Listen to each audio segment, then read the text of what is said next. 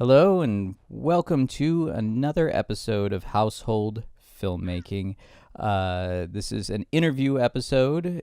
For those who are just listening for the first time, I have tutorial episodes, and I have product review episodes, and I have interview episodes where I interview different professionals in film or aspects of film, or who have something to contribute to the arts. If you enjoy these episodes, please consider supporting me on Patreon at patreon.com/ChristopherMoonlight.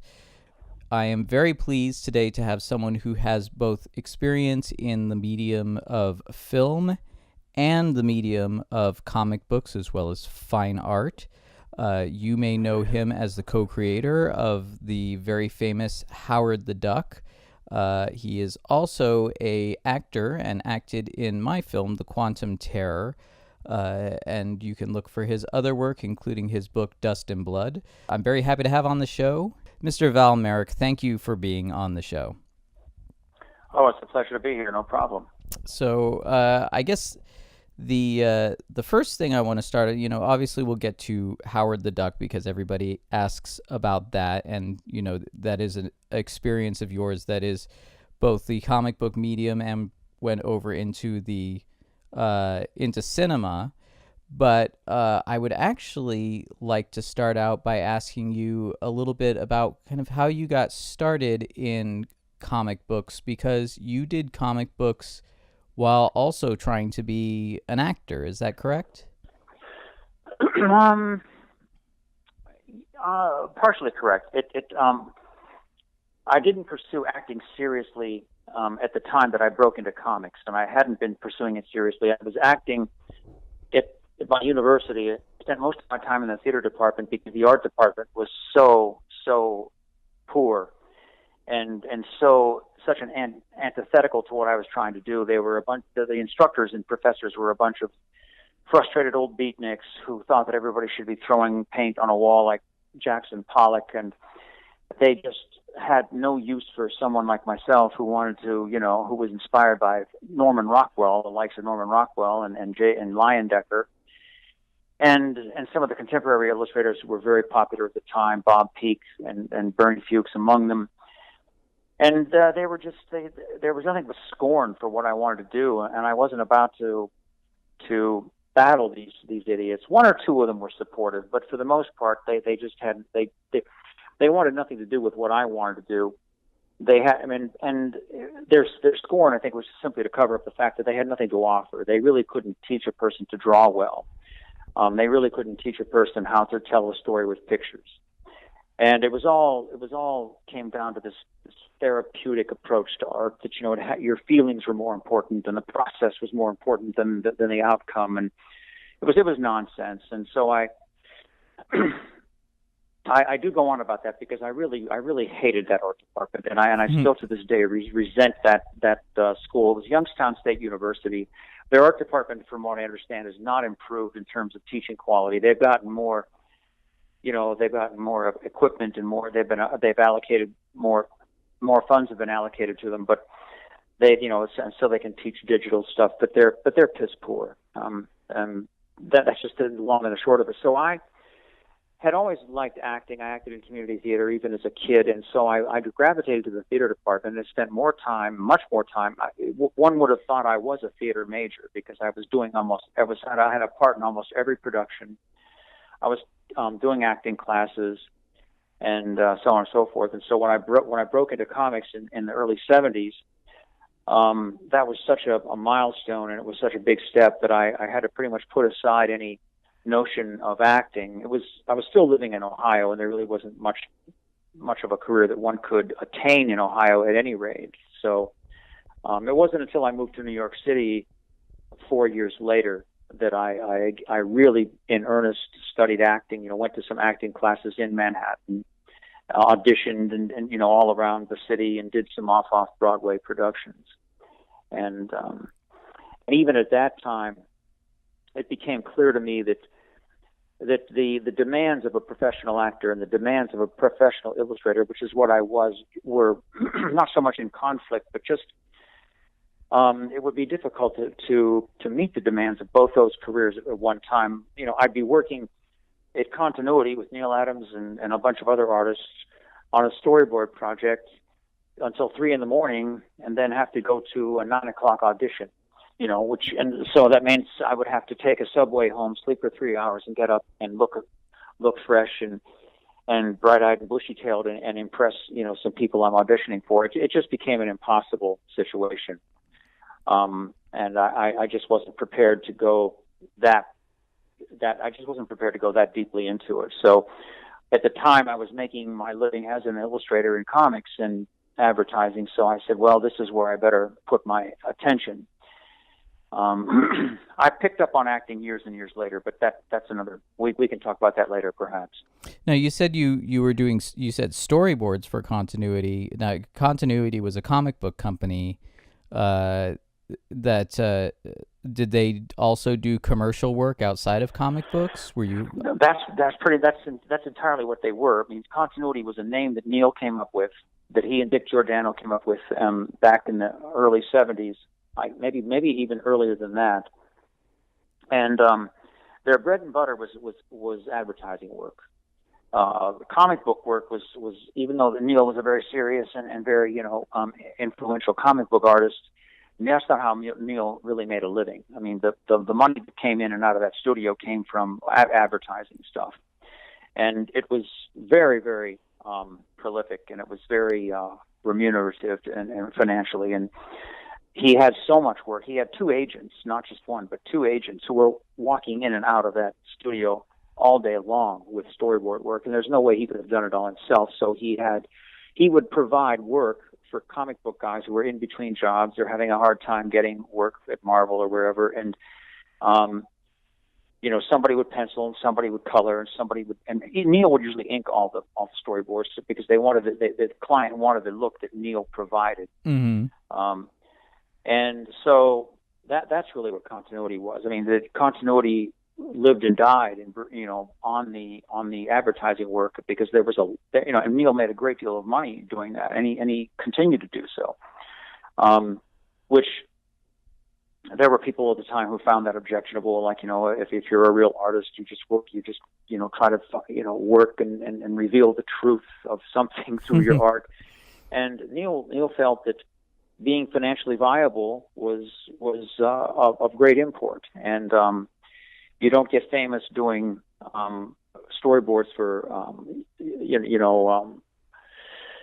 soap commercials, but nonetheless you support yourself, and you can give yourself a cushion to fall back on if you don't have the comic book work. And I found that to be a very workable situation. I liked it. I appreciated it, and to this day, I give Neil a lot of credit for it. And I for all the other things one hears about Neil Adams, I find Neil Adams to be to have been a real wellspring of. He also taught. While you're working with him, he would teach. It was brutal sometimes, like redraw that sucks. No, that's not what I want. But you learned very quickly that how to produce good pictures that tell clear stories. I find that sometimes people just kind of take offense to efficiency. It sounds like he was a very efficient artist, and not sensitive to the more experimental side of things. But when you're doing commercial work, there really isn't a demand for that at all. You're talking the gallery side of things, where you have your Andy Warhol and Basquiat and that sort of thing, where you're a collector's darling. But I think for most artists, it pays literally to be a very efficient and precise, well-trained artist.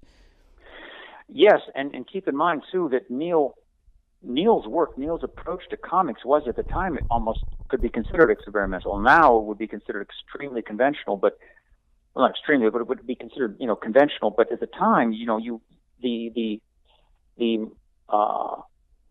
motif of drawing for comics was pretty much defined by Jack Kirby, John Buscema, Kurt Swan, and Neil, who had worked for so long in commercial illustration, had that really nice, sharp, commercial-looking line, and he had that just, nice all I can say is that advertising approach to things, which has disappeared, long since disappeared. But at the time, well, that sort of work was appearing in commercial illustration, and it was a very sophisticated kind of drawing, and it was a drawing that had a kind of realism that comics had up to that point did not have. Maybe I suppose some people would have had.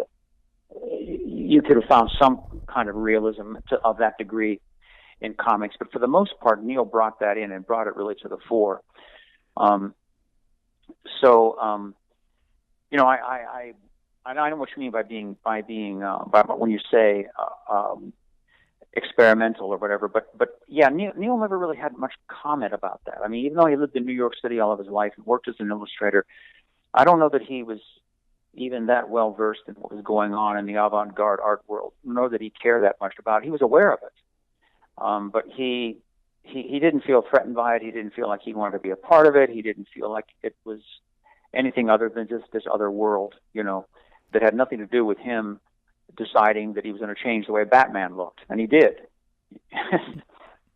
Yeah, and that's, I mean, it's interesting to me because, you know, you have, you know, I'm glad you brought up Batman, because you have somebody who had their studio where their bread and butter was creating storyboards for commercials, which, you know, this is something that in filmmaking doesn't get talked about a lot, but a lot of filmmakers get their start in commercials, or, you know, like in the case of Ridley Scott, one of the most famous directors in the world right now, you know, he has a commercial house. He still is producing commercials from a commercial house constantly. Yeah. And yet that commercial style work does influence the other work. And like you said, he changed the look of Batman. I mean, the way Batman looks now is really ode to Neil Adams. He did not, you know, and, you know, it's slick. I mean, there have been a lot of variations on it, from, you know, Frank Miller's take to, you know, Tim Burton's take, you know, and different variations for cinema and the comic books. But it's still, he was the one that kind of brought that more kind of serious, dark, brooding look into Batman that everybody knows now. And probably, you know, you look at the Bob Kane Batman, everyone would, you know, look at that and think of it as, you know, Bob Kane, Adam West, that kind of, I don't want to say silly, but lighthearted look. You know, and his sensibilities kind of modernize Batman to something that has been commercially viable, excuse me, for pretty much his entire incarnation into cinema. And it's interesting to me because you see also on the Marvel side of things, you see you know, they're really, especially I watched the last Thor movie on Netflix, and they were really trying to bring Jack Kirby's style, you know, up to date and bring that into cinema. So it's very interesting to me seeing, you know, that this work that for a while was being considered just kind of, you know, the comic book people know it, even though a lot of people going to the cinema may not know the names, they know the style. Right.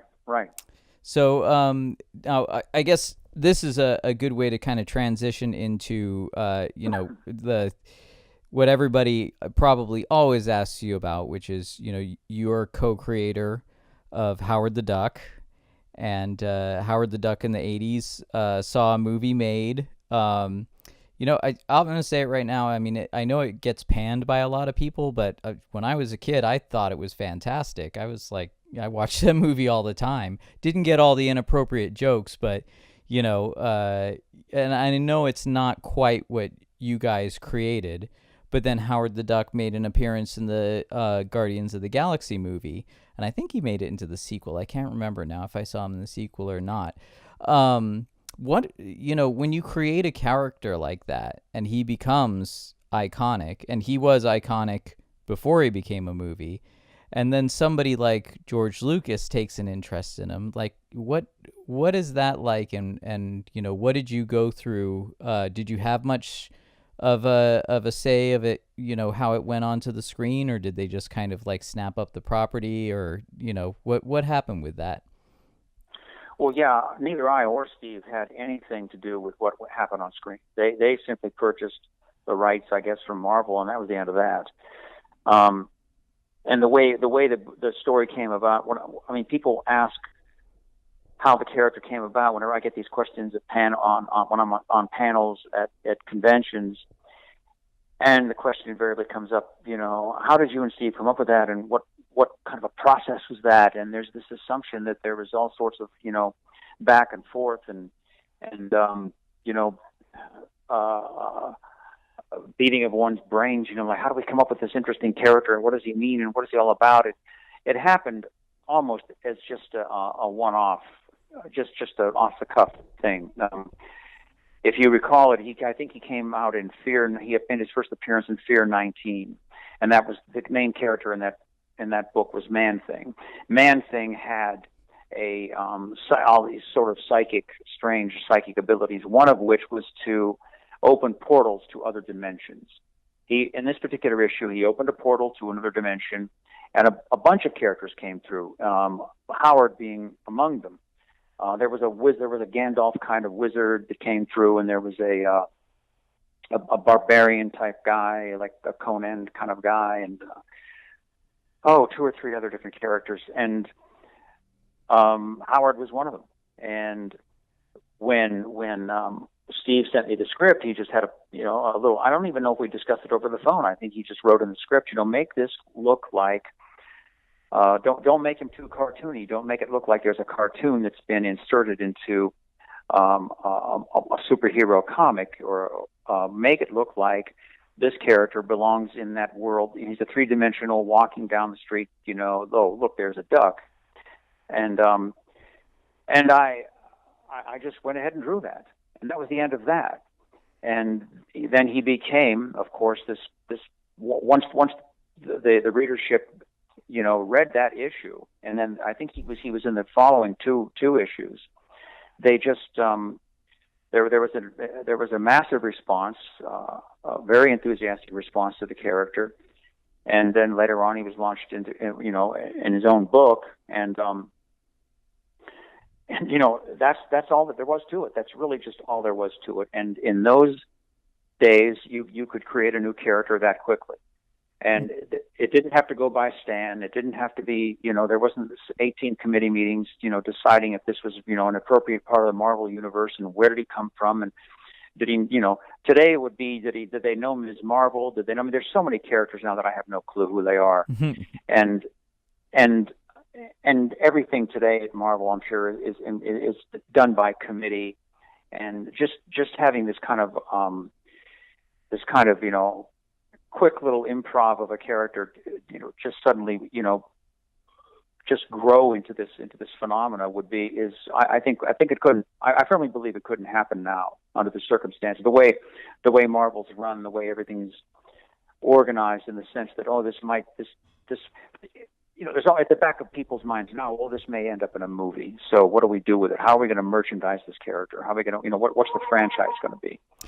And the movie itself, I never saw the movie when it first came out.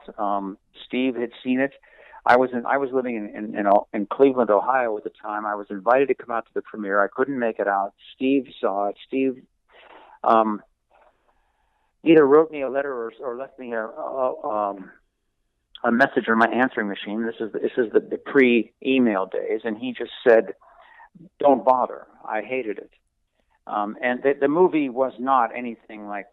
It's not the character that Steve created. It just isn't that character. No. However, and I managed to. I was when I moved to Austin here about 5 years ago. I lived here about a year, and I met a guy named Moises Chiulian, who's very active in the convention scene. He interviews people on panels, and he's very knowledgeable about film and comics. He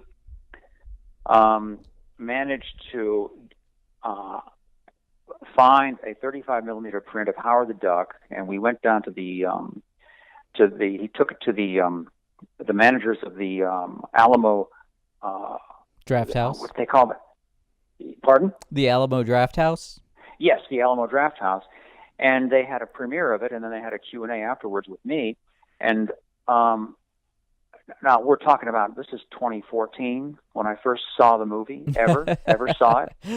And so much time had gone by, and so much of what one would have, the expectations one would have brought to that movie back in 1986 or whatever it was, were just irrelevant. And so I saw it as just what it was. It was just this lark, this funny, silly lark. And it was actually, I enjoyed it. I mean, I enjoyed it for what it was. The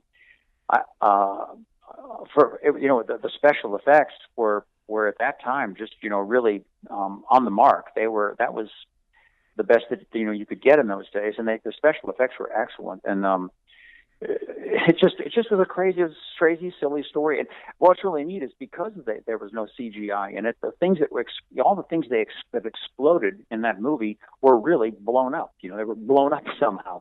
And boy, they blew up a lot of shit in that movie. There is some really great behind the scenes that if you go looking for it, that you can find, because they did a lot of miniature effects, and I believe they brought in Phil Tippett. I think it was Phil Tippett that came in and did the stop motion creatures, the interdimensional creatures that came in. Yeah. So, when I was a kid and saw it, and surprisingly, my dad, who, didn't like anything, he really enjoyed it. So we had a really good, that, and I think we saw, maybe a few years after, I can't remember exactly when everything came out, but that and Big Trouble in Little China, my dad and I really enjoyed. So I kind of, as a kid, put those two movies together in my mind. Were you surprised to see him make an appearance in Guardians of the Galaxy? Oh yeah, I mean, and again, I was not privy to any of that any more than I was to the first film. When people, friends of mine who had seen the movie, emailed me and texted me and called me and said, "You've got to see this." And of course, it was only a few seconds, but it looks to me like the character, if they ever do make him, if he ever becomes the character, the main character in a movie. It's going to be more like the Howard the Duck that Steve envisioned. It just seems he's going to be a little more sarcastic. He had a martini glass in his hand, as I recall, and so that'll be interesting to see. Well, they put your guys' names up on the credits too. Like right after they showed Howard the Duck, they flashed your names up there, credited you for creating him. So. Yeah, I mean, that was extraordinary. I wish I could find a way to thank the director or the producers, whoever made the decision to do that, because it certainly brought my visibility in comics back up. And I don't even know how I could get in touch with those guys, but I sure would like to someday. Well, hopefully you are. I mean, personally, this is me fantasizing now, but it's like I've watched your social media, and you're not big on social media. You come in and post some stuff maybe once every 2 weeks or something like that. If forgive me if I'm incorrect with that, but one of the things that I really enjoyed that you were posting for a bit, you were doing some kind of Man-Thing / Howard the Duck, like little one-off drawings where you had like their adventures through time and space, like they were hanging out with Pablo Picasso and that sort of thing. And I thought, if I ever got to direct a Marvel movie, that's the Marvel movie I would want to direct. I think that would be a great time, something different, because I'm not these days. I love comic books still, but I'm not overly interested in superheroes like I used to be. Which is funny because I started off with comics like, more Alan Moore stuff, Neil Gaiman. I was reading The Sandman, and I'd gotten into those because I had run out of Terminator and Aliens comics to read that I used to get on the spinner rack. And then I got into superheroes and loved them. But, now, again, I'm more interested in what comic books can offer in terms of maybe, I don't know if avant-garde stories are the word, but, it's like learning that there are sci-fi comic books. You did a really wonderful illustration that I loved that was kind of like a retro sci-fi, and you've done some work that I would compare. Well, excuse me, not compare, but I would hang it up next to a Frank Frazetta, because it kind of has that style to it.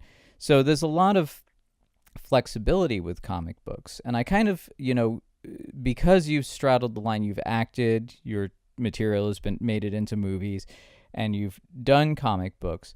One of the things that I find very interesting these days is, as a filmmaker, I meet a lot of people who have scripts that they have written and they love them, but they're big budget scripts, or even if they're not big budget scripts, they don't have the money, or they can't get the financer to put up the money, and they want to visualize it, and they say, well, I'll just make my script into a comic book. And most of the time I found that it's disastrous. You try and like, oh, I've got this great script, I'll just make it into a comic book, and there it'll be, visualized, and then I can go get my funding. I know you've had experiences with this as well. What are your thoughts on, what are the pitfalls, and maybe there are benefits too, to trying to take your movie script and turn it into a comic book?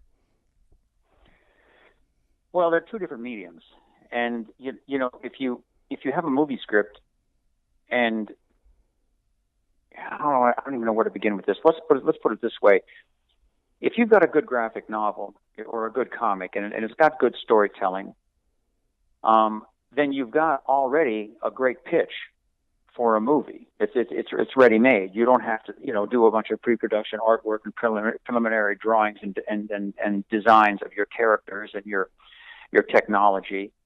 And that's what happened with a lot of interesting comics like The Walking Dead.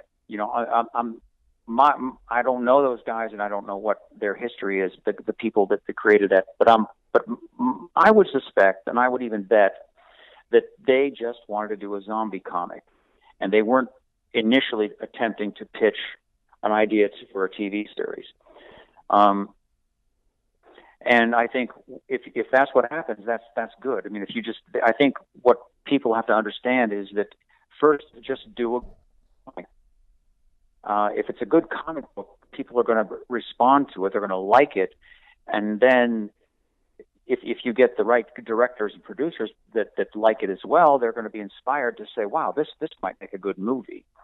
But to put something together for the sole purpose of just pitching it to a movie theater, or to a movie producer, that may or may not work. I mean, God knows anything can happen these days, but I think it's just good to start out with something. Edgar Rice Burroughs just wrote books about Tarzan. I don't know that he ever had it in his mind that they would become movies. Mm-hmm. And certainly, someone like Robert E. Howard back in those days, he probably the furthest thing from his mind that people would make movies out of Conan.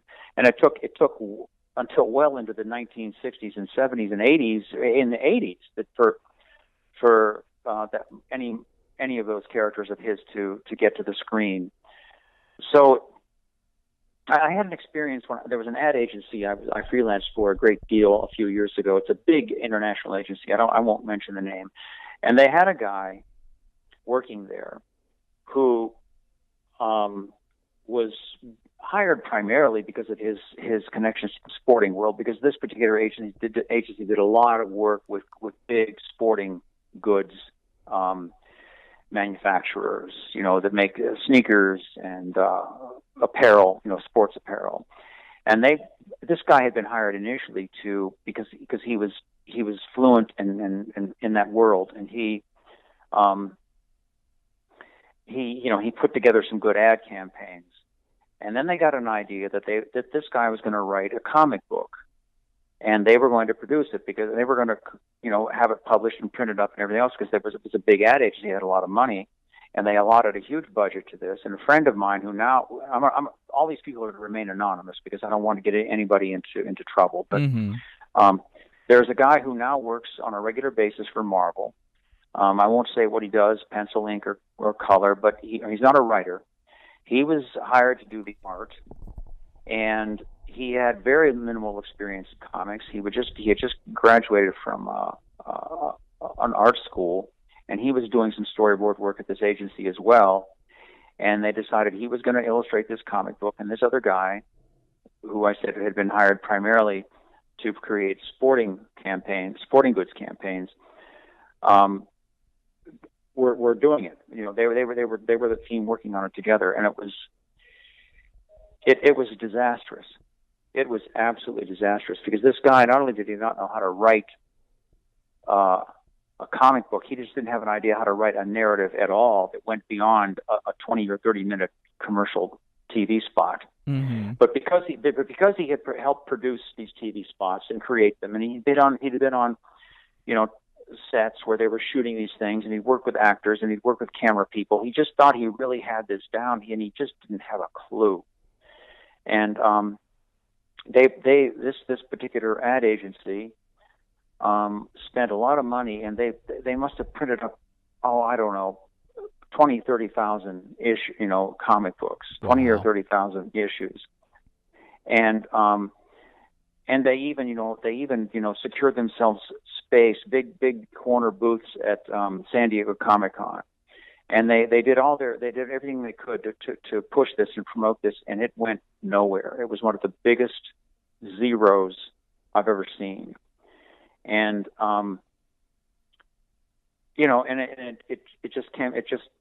there it is. There's the lesson. You can push you can have a lot of money behind it. You can push something as hard as you want. If it's a bad idea, it's a bad idea. And if it's not done well, and if it's not done by someone who understands the length and the breadth of what they're doing, then it's just not going to work. I don't even know if there was any intention of ever bringing it to, getting it to the point where it would be produced as a film. But the first step was to sell this as a comic book, and it just not only did it just not work, it was just a miserable failure.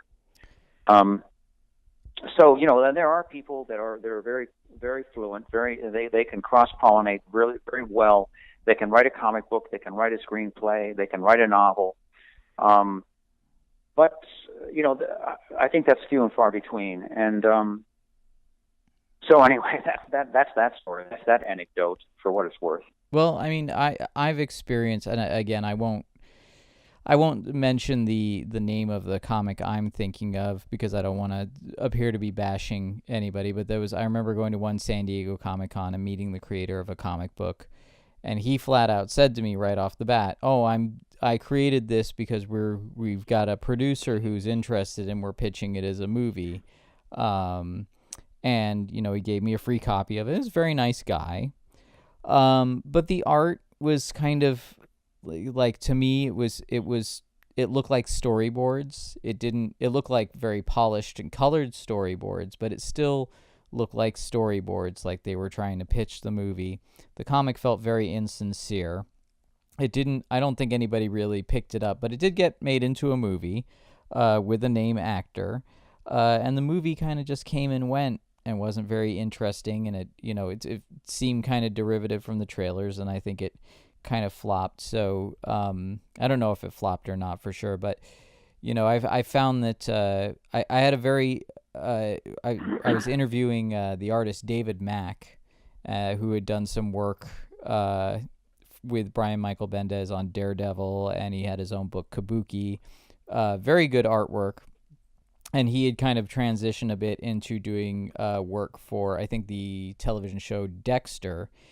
And he talked a lot about, really it's how important it is to understand that, they're two different mediums. And I said, well, can you give me like an example? And he gave me a very obvious one. He said, well, when people talk in a comic book, it takes up space on the page. And you have to think about making that page look beautiful and exciting to the reader. But if you translate that into a movie, then you have to rework it entirely, because when they speak, there's, you don't see word balloons come up.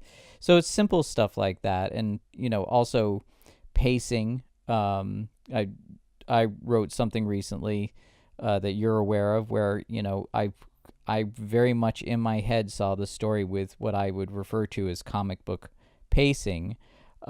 Which is, when people ask me what that means, it means, well, the first page sets up the idea, and you move to the next page, and the next page move the moves the idea along, and then you turn the page and you get your kind of cliffhanger with the setup for the next idea, and it kind of moves along in stages of 3, and panels do that as well. It's not always how you do it, but that pacing, if you have a script and then you just try and draw that script onto page after page and you're not aware of how the pacing of the pages work, it falls very flat. Or vice versa, if you're trying to translate a comic book into a movie and you use the comic book pacing, I think that was a movie I really enjoyed was The Watchmen, but I feel like I enjoyed the movie because I understood the material already, but that a lot of people were complaining about the way it was paced, and I thought, yeah, that's because they a lot of scenes they just went beat for beat along with the comic book, and that doesn't always work cinematically. So right. Well, again, it's a very seductive idea to in a way it seems to simplify things, like, oh yeah, because if you look at all the excitement that was that centered around the release of Star Wars, and one of the things that you would see in some of the fan magazines was like all the pre-production sketches and all the pre-production art was done, designing all the vehicles and the costumes and the Death Star, and then bits and pieces of the script and so forth. And so it's like, well, geez, if we do a comic book, the idea, then that has been put out, like, well, if we just do a comic book, we don't have to go through all that. We don't have to get a big pile of drawings and a script and a treatment and get a meeting with some producer and say, could you look at all this stuff and what do you think it'll be a good movie? Whereas you just give them this graphic novel or this comic book to read. And then that just pitches the idea. It's all there. The characters are designed, the costumes are everything's defined, and that's a very enticing idea, but it just doesn't always work. It's not a guaranteed recipe by any means, because some things that work in a comic wouldn't work in a movie, and I think that I forget, it was Terry Gilliam. I was a quote that he had recently. He was giving a talk somewhere, and someone in a Q&A asked him about film schools, and he said that the way film schools, what they're teaching now, and a lot of the methodologies that they're imparting to students about how to get an idea onto film and how to get that idea produced and get that film produced. I don't remember his exact words, but he wasn't kind about it. He was rather quite critical of that. And I think one of those things is that, thinking about all these ways that one, can just reduce every aspect of a film down to a formula and down to, something that's really compact and complete, and that you can just go out there and merchandise and sell very quickly. And I think that's a very poor way to approach film. At least it might be the way if you're producing a television series, and you've got to produce something every week, and it's got to be a very consistent storyline because it's about the same characters week after week. Maybe it works for something like that, but if you're really trying to come up with a good movie with a new idea, when I was in New York and we were going to all these theaters to see interesting films, we were seeing all the old John Ford films, and here was a guy who nobody even knew what he was doing. He was storyboarding stuff in his head, for God's sake. So was Hitchcock. These guys could literally run movies and storyboards in their brain. They were editing in their heads, and they were just coming up with stuff because they were brilliant, and they read books, and they knew about other stuff than just seeing a bunch of damn movies.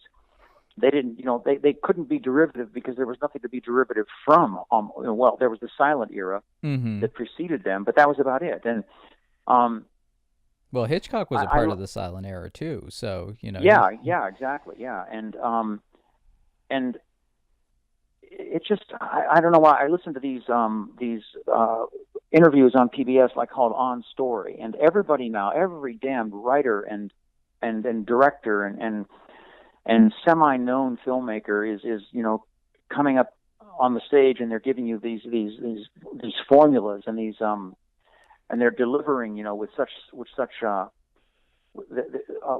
certainty about this is the way it's done, and this is what we did, and we met with this guy and that guy, and this actor this and this actor that, and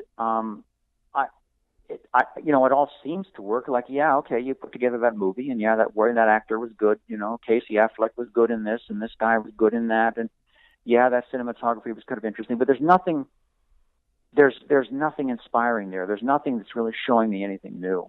There's nothing that, and maybe there isn't anything new. Maybe there's so much that's been done that everything is anybody that's fluent at all in cinematic language will look at a movie and you'll hear things like, oh, that's obviously Ingmar Bergman, derivative of that, of him, or derivative, of this or that famous director from the French, New Wave, and maybe everything has been done to the point where something entirely different has to be done, because I'm not getting much out of it anymore. And maybe I'm just getting old and jaded, but I really, it's hard for me to be. I have seen a couple of movies in the past couple of years. Nothing comes to mind in terms of a title, but I remember experiencing moments watching some contemporary films where I thought, like, wow, now that tells me something. That really shows me something I didn't see before. Oh, and in fact, there is one film that I can mention. There was a film made about 2 years ago. Laura Dern was the biggest name actress in it. It was called Certain Women, and it chronicles the life of three women in a town in Montana in the wintertime. Very grim, very bleak landscapes, and they basically, their paths cross just momentarily in the movie. But what I loved about the movie was nothing was a cliche. Everything just right. Just you would see this moment between these two women, these two particular characters, and anybody else would have taken that and made one of them into a crazy lesbian who kidnapped this other woman and then kept her in the basement, and it would have been some horse shit, contrived, suspenseful kind of a thing. And what they did in this movie was show you exactly what really would probably happen with these two characters. And it was, and it just, and you might say, well, that's real life is boring, and in movies we want to see something exciting. But it wasn't boring. It was heartbreaking because it was so real.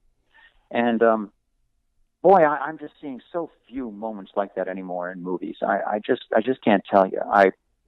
I saw Hostiles a couple of weeks ago. I took the DVD out of my local library, and it was well done.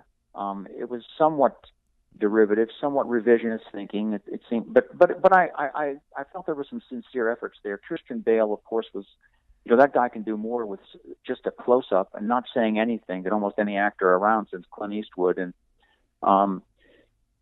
it was very interesting, very authentic, well researched, obviously, and I liked parts of it. I think it's one of the better westerns I've seen in a long time. But again, it looked to me like something that was patched together by a bunch of people who have seen a lot of movies.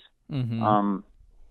And that's really all I can say about that. I know I don't mean to sound. I don't mean this necessarily in a negative way. I'm just saying that there seems to be a gap here.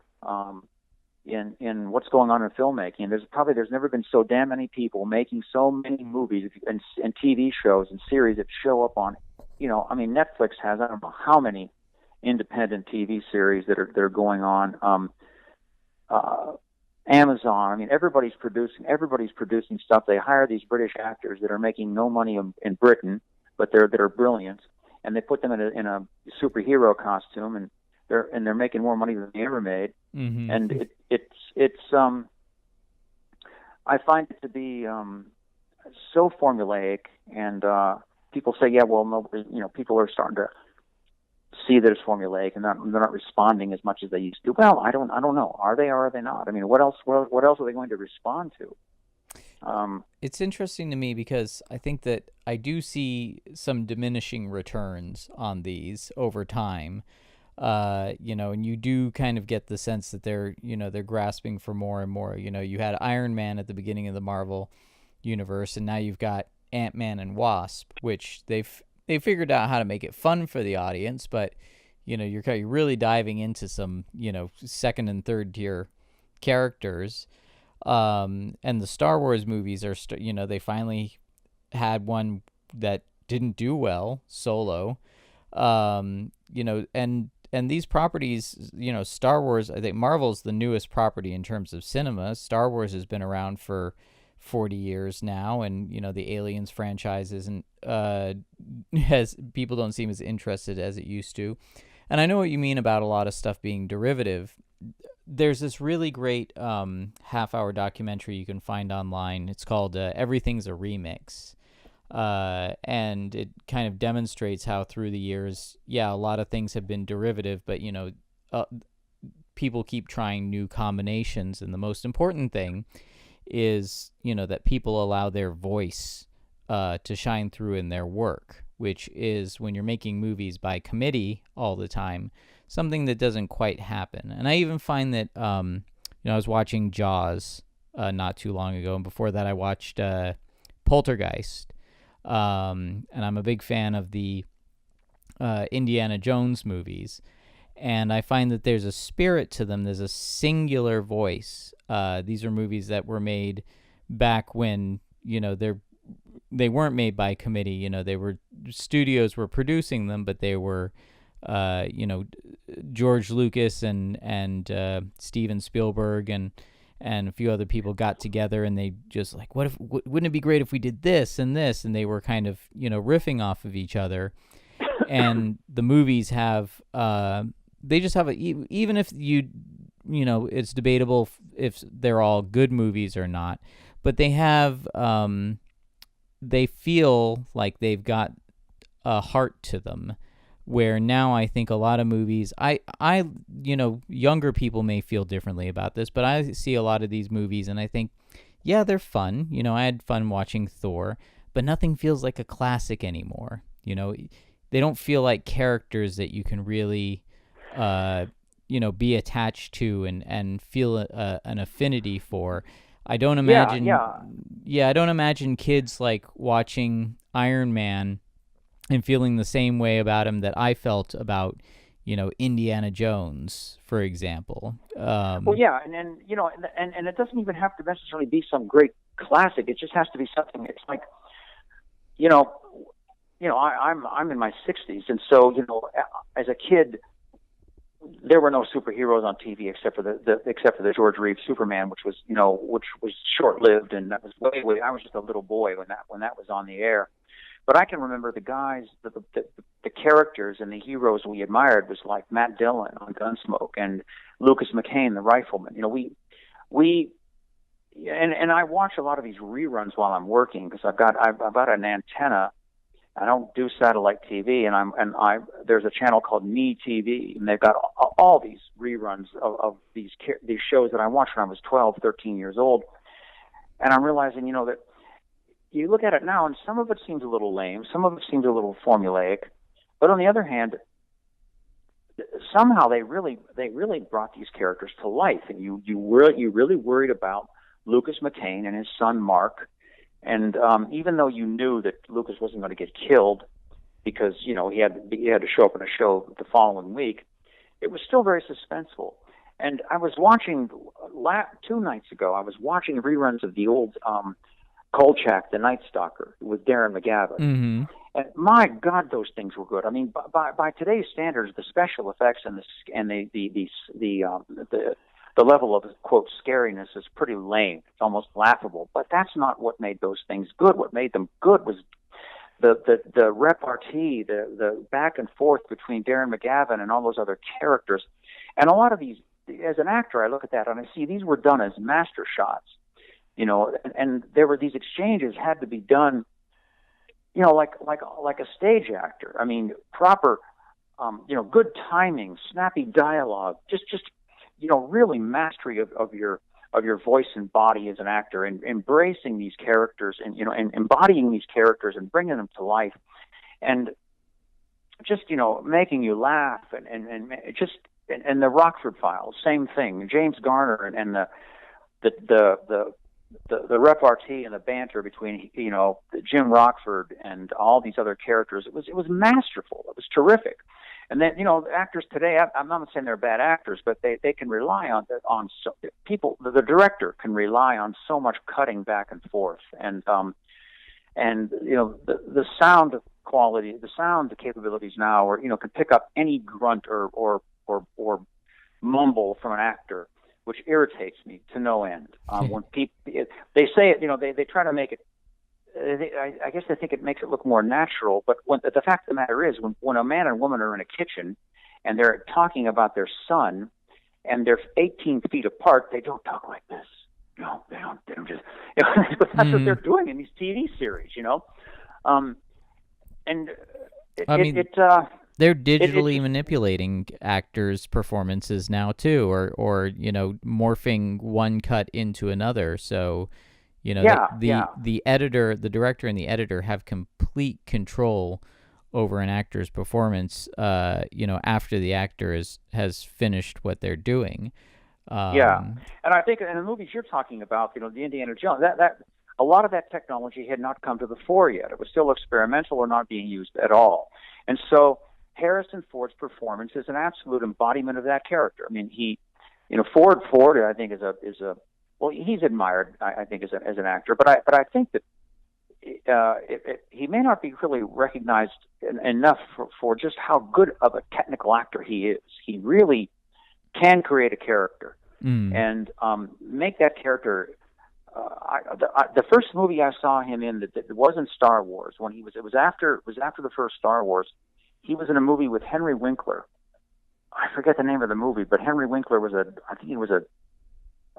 Vietnam vet, and he and Sally Field met up, and they were going. It was a cross country trip, and they ended up at this stock car race or something. And then Harrison Ford was a character that was a friend of Henry Winkler's, and God, he was good. It was not Han Solo at all. And this is after he had gotten his notoriety as Han Solo. And I think he was really trying to really show that he could do other stuff, and that he had a depth as an actor. And it was. I thought the movie really pretty much sucked, and it wasn't all that great. But Harrison Ford was great in it with what he did. Well, it seems to me what you're saying is that maybe in this day and age, with the technology being what it is, and everybody and their mother being able to make films, maybe that the glut of stuff and the diminishing quality because of how quickly this stuff is made and how much control people have, maybe it's not so bad that there's so much of it. It almost gives the next generation of really talented people an opportunity to rise above the kind of sea of noise and find a way to be noticed and stand out on top of it, because all of these techniques that we're talking about, and kind of, I guess, gripes we have with the newer films are, these tools or these techniques, these older techniques of acting, and they can be refreshed. Someone can find a new way to say, well, let's slow down and see if we can make something stand out. I think there's always something reactionary anytime. The same thing happened with the comic book industry when there was. I agree. Yeah, I agree. I'm sure. Yeah, the pendulum always swings back one way or another. It's just that I think that what's overwhelming, at least to me, and I think that it's not just because I'm some old guy going, wow, it was better in the old days.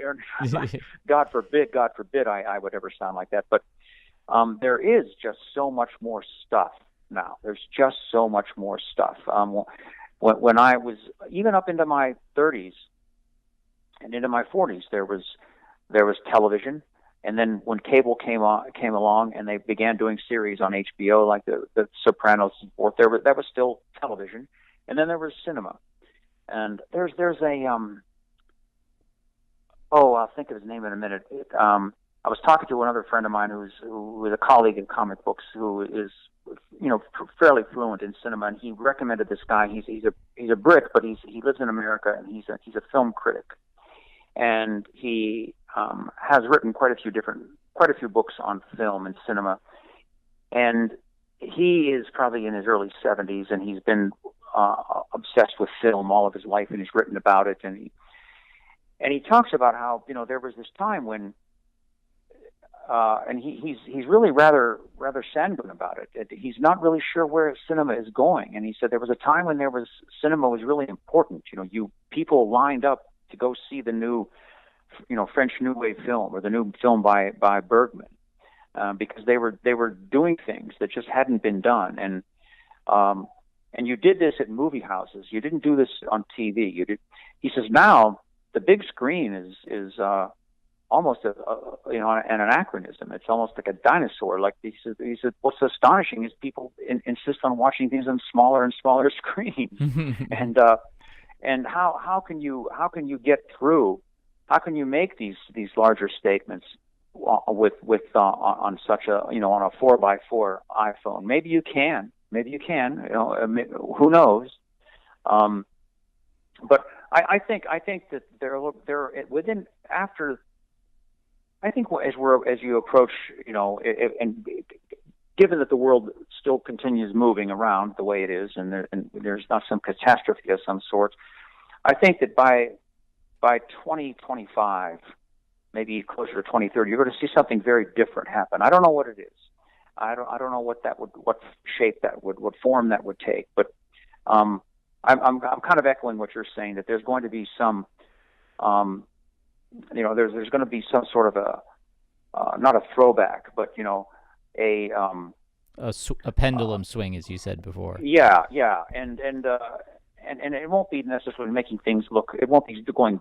It's not going to be some movement of something retro, not something that trite or banal, but something that includes all the great techniques of making a movie that we've just discussed, and yet opens up new doors. And I don't know what form that's going to take, but I think it's ripe for that, because when in the 60s, it just I can remember experiencing this for the first time. There was Hollywood dominated the world in terms of filmic styles. Warner Brothers pictures look different than MGM pictures, and MGM pictures look different than 20th Century Fox pictures. But for the most part, they had a Hollywood signature on them. And then suddenly these Europeans come out with these low budget, very cinema verite kinds of things going on, and just really took people by surprise. And it changed the way cinema was. Then American cinema then responded to that. And not that what the Hollywood system was doing was bad, but it was just they were saying this is not all there is. And so much of what goes on now, even some of the stuff that's going on now that I'm not sure how much it's going on by committee or how much of it's being done by individuals and their own creativity. You get some things that really rise to the top, like Game of Thrones, which I never cease being amazed by, in terms of the storylines and the character development. And then that was a series on it. Yeah, I mean, Game of Thrones, sorry to interrupt, but Game of Thrones was fresh because nobody had ever seen sword and sorcery done quite that way. Yeah. And the cable channels, which are still fairly new relatively, provided a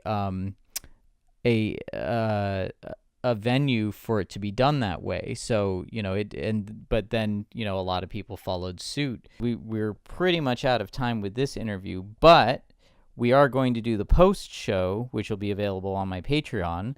So we're going to continue the conversation there. And I'm also going to ask you, Val, about working with Donald G. Jackson, who's a cult filmmaker. who that you have some interesting stories about. And yeah, we'll continue this conversation on there. So thank you for being on this show, and we'll be right back with the post show. Well, thank you.